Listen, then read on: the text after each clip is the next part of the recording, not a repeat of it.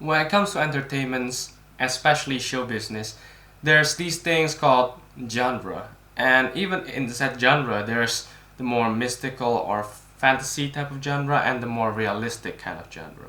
And even within the realistic kind of genre, there's still the more realistic kind of genre where the genre is psychology, mind war, that kind of stuff. Or there's the more scientific but more ideal controlled setup kind of reality.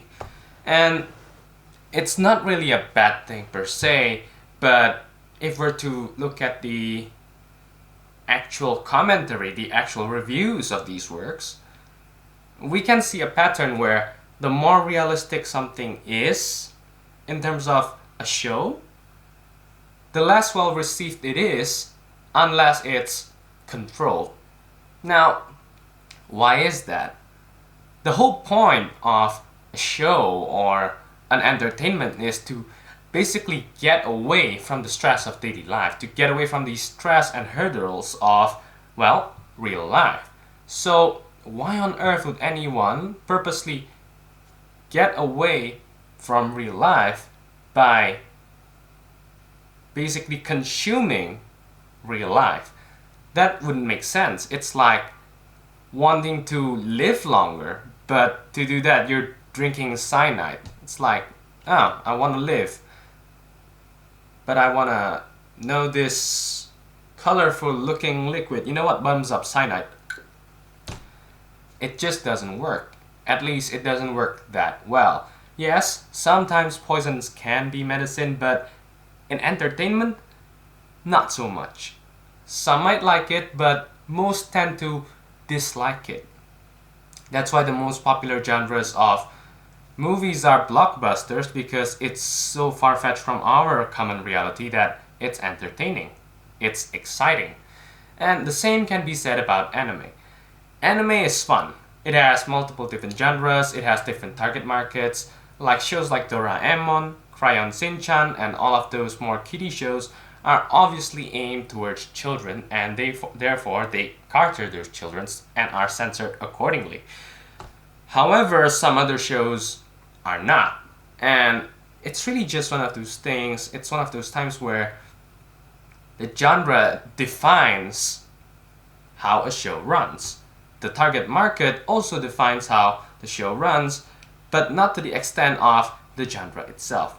And those genres themselves, because it's also affected by social norms, social morals, and all that, and because those things changes with time, they also change. Like for example, if you were to watch a show with the ecchi tag from 10 or 8 years ago and you compare them to the shows with ecchi tags now, well, the more modern shows are gonna be more streamy because people nowadays are more accepting of those ideas, more accepting of those jokes. So yeah, that's just how things are gonna be.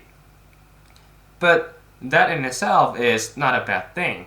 But what about realistic shows?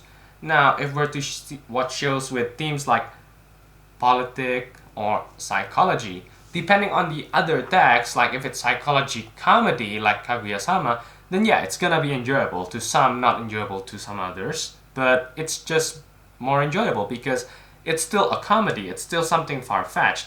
But if we're gonna watch something more strictly psychology, then that's an entirely different ballgame, because the show is a thriller kind of show and it's just enthralling in a not so stress-free way.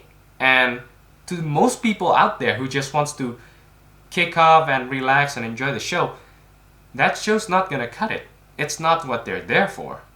Especially if we're to look at the general anime market and we see the shows, it's comedy, it's cute girls, it's fight scenes and all that, and suddenly you get the psychology stuff. Yeah, it's just not gonna work, because that's just not what we're after. And because of that, I think I'm going to make videos about each genres and maybe some recommendation for the shows of each genres, and I'm going to try and make it so that the recommendations does not stack up to one another. So if you're interested, check out the new playlist I'm gonna be making sooner or later. Thank you.